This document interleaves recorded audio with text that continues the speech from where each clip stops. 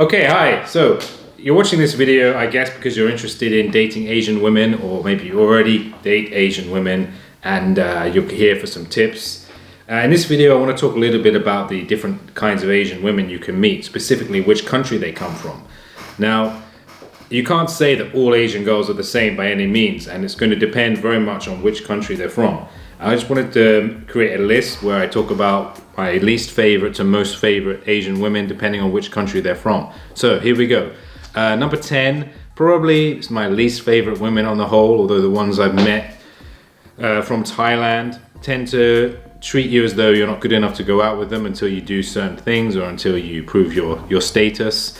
And it's quite common actually for Thai girls to kind of put you in the friend zone even when you've made it clear that you really like them. So that can be so frustrating if you focus a lot of your energy and time on a girl and in the end she just acts as though you were friends even though you clearly made it clear you want more. They'll treat you as though you're somehow not good enough. What they're really looking for is a high status man. It doesn't really matter how good looking or how old or young you are, as long as you've got the money. For most of them it seems to be that's all they're looking for, unfortunately. So I don't generally have a good relationship with Thai women for that exact reason. Number 9, slightly similar, we come to the Philippines. Now there's some cute girls in the Philippines, just as there are in Thailand, but they tend to be quite conservative and they're often only looking for marriage. So if it's short-term casual dating, it's going to be a lot harder to meet and go out with Filipino girls for that purpose. So number 8, Indonesia. Indonesia is an interesting country because of its many different religions. There is not just one universal culture. Now, whereas it might be quite extreme in the island of Java, which is a Muslim-ruled country where they actually have, I believe, Sharia law, in other parts of Indonesia, it's a little bit more laid back. In Bali, it's fairly westernized. You can see LGBT, and there's a lot more freedom, but I think on the whole Indonesian women, they're not terribly attractive. They don't look typically Asian. That's the other thing to remember. If you really like the narrow eyelids, the dark hair, you won't necessarily find a lot of Indonesian women match that particular profile. So that's another thing to bear in mind with Indonesia. Number 7 is Vietnam. Now Vietnam is a very hot country, close to China, Laos. It's famous for its food, for example the pho and its kind of spring summer rolls and the bao. Yeah, the food's great, but what about the women? Well, there are some attractive Vietnamese women, and there are a lot of women I found from Vietnam who are a little bit, to be honest, they're not terribly attractive. They've got quite average looking faces, nothing spectacular about their bodies. They've got a very strange sounding language, which is obviously very hard to learn, and you don't really even meet that many Vietnamese women outside of Vietnam. So unless you're actually planning on going there, you know, there's not much chance for you to meet someone from Vietnam in most other countries. So I wouldn't really spend too much energy on getting to meet Vietnamese women. Number 6, Singapore, Malaysia. Now they're quite interesting because a lot of women from those two countries, they are Chinese in their background. So they've come from China originally, they've settled in Malaysia and Singapore. So they might be quite similar to Chinese women, although of course they don't necessarily look like Chinese women. But because they're from, say, Singapore, where it's a much more equal society, so women tend to be a bit more direct. So you might find it harder to flirt with them. That doesn't mean that you can't, by all means, go ahead, but it's just a different kind of, it's a different situation with, I think, women from Singapore especially, and they can seem a little bit more aggressive. And I've never really gone in for dating Singaporean women, although I'm happy to do so in the future if an opportunity should present itself. Number 5, so we're getting to more of the countries whose women I really particularly like, is South Korea. Now South Korea, you know, a few years ago I might have said South Korea was probably top for Asian women, but for me that's changed a little bit because there are some reasons why I don't tend to be so attracted to South Korean women, and perhaps one of the main reasons is that their sense of arrogance that somehow they are better than other women is partly down to the fact that the success of K-pop, Korean culture in general, has just led to the point where everyone wants to go to Korea and everyone's looking to go out with Korean women, which is fine. But remember, there aren't actually that many Korean women available to date, and a lot of them are much more focused on still staying within Korean society and definitely dating and marrying Korean men. So there's only a small percentage who will probably ever be available for you to date anyway. So why just focus your energy on Korean women when there are so many more Asian women out there? For example, number 4, China. China is just huge for women. The fact is that there are so many women who are turned off by the idea of dating Chinese men for whatever reason. So you can go to China, you don't even need to go to China, you could easily meet Chinese women anywhere because Chinese women are very open to traveling and relocating. And you know, especially if you live near a university town where there's going to be a lot of foreign students from China who are studying, you have ample opportunity to meet Chinese women. And what I like about them is that they are very open to that fact that they can date other men outside their own country, and they have a pretty generally good attitude toward dating. And although they might not seem the most open, it's not to say that they don't have casual sex. They definitely do, and sometimes they can be very sexually highly charged, and that's something which you should definitely pursue. So number 3, we have Taiwan. Now Taiwan is a small province. It used to be part of China. It is now independent, and therefore there's a little bit of difference when you meet somebody from Taiwan. They don't like to be called Chinese, and their culture is much more democratic, and they are generally, I've heard people describe Taiwanese women especially as being very gentle, very kind.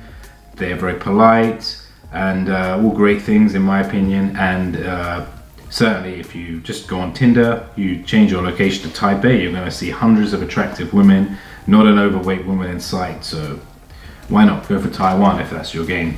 And number 2, we're getting even closer, is Hong Kong. Now Hong Kong's amazing. You see, with Hong Kong, it is a former British colony, and the culture is therefore still influenced by the British rule. And what you tend to find in Hong Kong, because it's a financial hub, is that you get a lot of young, very attractive women who perhaps go there with the intention of finding a husband.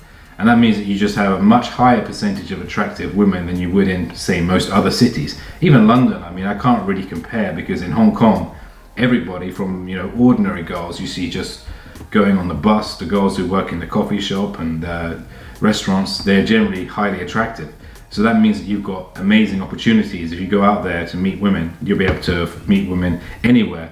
And a funny story about Hong Kong is that I turned on Tinder to Hong Kong when I was out there, and within the first few days I'd gained more than a couple of hundred matches, and it got to the point where I had to turn the app off because all the time I was getting constantly messaged, and I didn't even need to message first. Now how many times would that happen in London where girls actually go to the trouble of messaging you first? It's kind of 1 in 1,000 matches over here, whereas in Hong Kong they're just so keen to meet Western guys that you will not struggle by any means. So yeah, go to Hong Kong. And the other thing is that Hong Kong is such a great city to be in generally, with its warm climate, its amazing food, and the mountains, the beaches. You can just have a great time. Whatever you like to do, you're going to find in Hong Kong. So Hong Kong is near the top when it comes to Asian women. But now we come to my number 1 top choice for meeting Asian women, and drum roll please, it is Japan.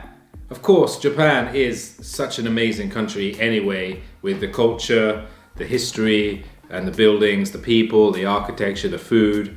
But honestly, when you meet the women there, it just takes things to a different level, because the way Japanese women are raised and the way they grow up, the way they talk, the way they dress, everything is so amazing.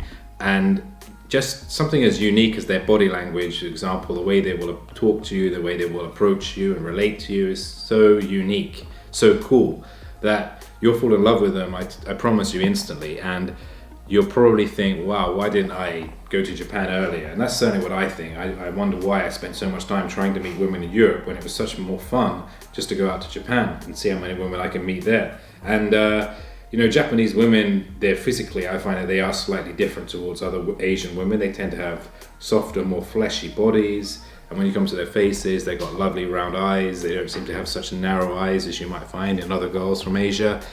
They've got all kinds of wonderful hairstyles.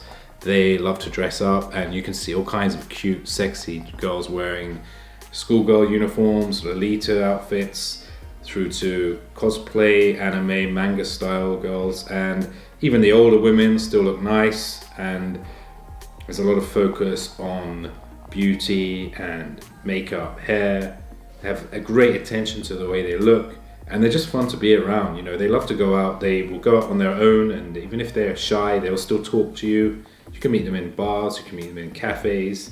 It's just, you know, it always blows my mind really when I'm in Japan how great they have it over there. If you're a Japanese guy, you know, your life is just unbelievably good.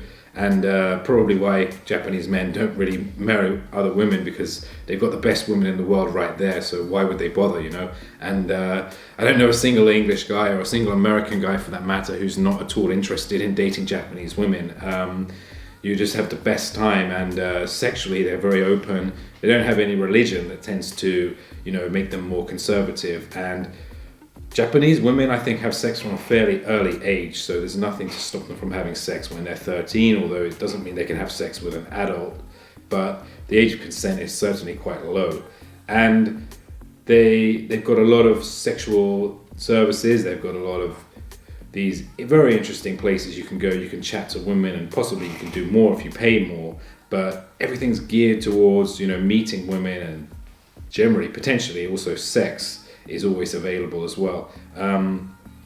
But I have to say, Japanese women are number one. And the other interesting thing I find is that when you compare them to, say, women from Korea, who are very focused on striving to have the perfect image, Japanese women like to leave things a little bit more natural. And in many ways, actually, that's more interesting, because when you meet somebody who seems physically perfect, it's almost a little bit intimidating. Whereas Japanese girls like to keep things more as nature intended. So when they have teeth and they're growing up, and if the teeth aren't completely straight, they won't necessarily have braces unless they've got a serious medical dentist problem. And that is how you can really tell Japanese women, because they don't all look the same, and they've got quite unique styles, and they won't all follow the same fashion by any means. And the way they talk is very cute, and Japanese is probably the most attractive Asian language.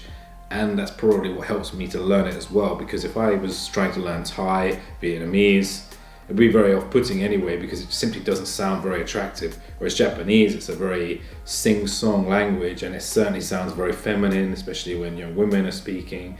And there's a lot of cool words which you can learn in Japanese that make your time more fun. So I'm sure if you are interested in Japanese women, you'd probably want to learn Japanese as well. And I'll certainly suggest a few good sites where you can do that. And I know I haven't mentioned all the Asian countries. So for example, I haven't talked about India, Pakistan, or some of the smaller countries like Myanmar or Laos. I'm sure there are great women from those countries. I haven't met them so much yet. And let me know which your top choices are for Asian women. By all means, guys, thanks for watching, and I will see you next time.